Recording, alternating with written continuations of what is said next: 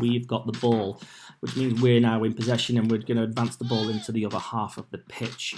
All right, we're in a scenario here where the centre midfielder's got the ball. We're now going to switch the ball to our player who's in great deal of space because we've been clever and we've got our wide left and right players to hug the touchline. Because we're going to switch it, when we're in this position, we need to all shuffle across, okay? We don't all need to shuffle across, okay? Our wide players still need to maintain width. And if they are going to come across to support, I don't want them going anywhere beyond the midline of this pitch. If I was to put a line down the middle here, no reason why they should be over here. If they do that, they're at risk of making it too congested, difficult to play football and support each other. And also you attract the opposition to get close to the ball, so difficult to play it forwards. All right, so we'll put the word penetrate here. Penetrate just means driving forwards after you've done a pass, or even if you just, in general, just penetrate means really make forward movement. Don't just stand there after you've done a pass or stand there in general watching the game unfold. Even if you're not involved in the immediate moment of play, recognise you've got to think about what's going to happen in 2 or 3 passes time as well, and are you in a good position to receive the ball. So yeah, in this instance, we're going to play it forward and we're going to play it in front of our players, preferably when we pass to our fellow players, because it allows our other players to more easily move forward with the ball. If you play it to the back of them, if you like, they're going to have their backs facing the goal. It's going to be much more difficult to create momentum. They've got to turn on the ball, that sort of thing. So the more you can play it in front of players without giving the ball away, the better. All right, so we switch the ball. We're all moving across the pitch. We're getting forwards now. And yeah, we broke the press.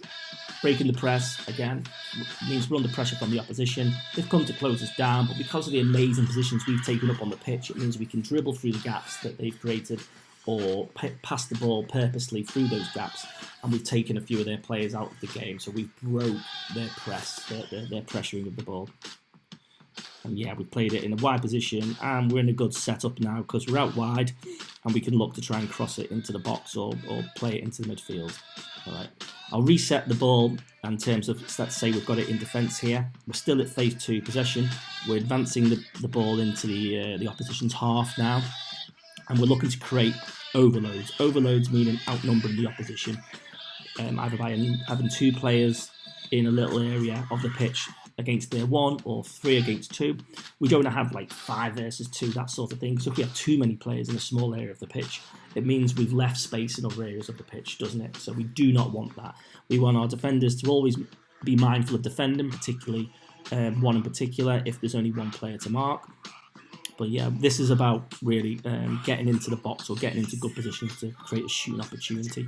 So I'll move the video on.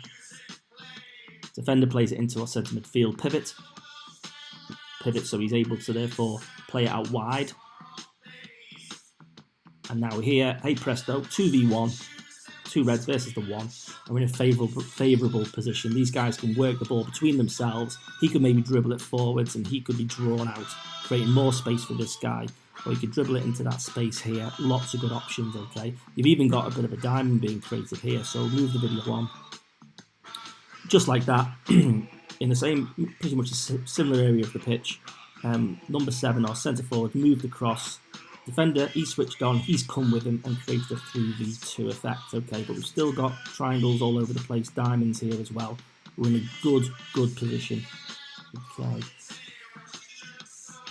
Right, and now, although we've got 3v2, we can make the scenario even better. Our forwards come across here, created a nice bit of space here. This midfielder, he's in a dilemma. Does he go and engage? Does he stick with the centre midfielder? Does he just take up a position here to block a passing lane? Super confused, okay? So he's got to, in this scenario, we're going to get him to be drawn out because that's what we want. He's come over.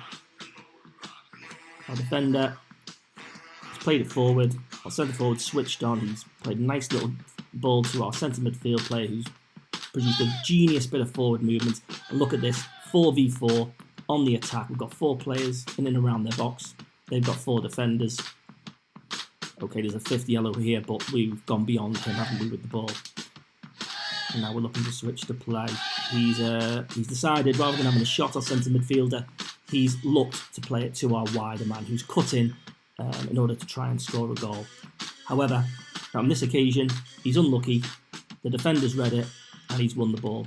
Okay, so now we've lost the ball. We're now entering phase 3. So what do we do next?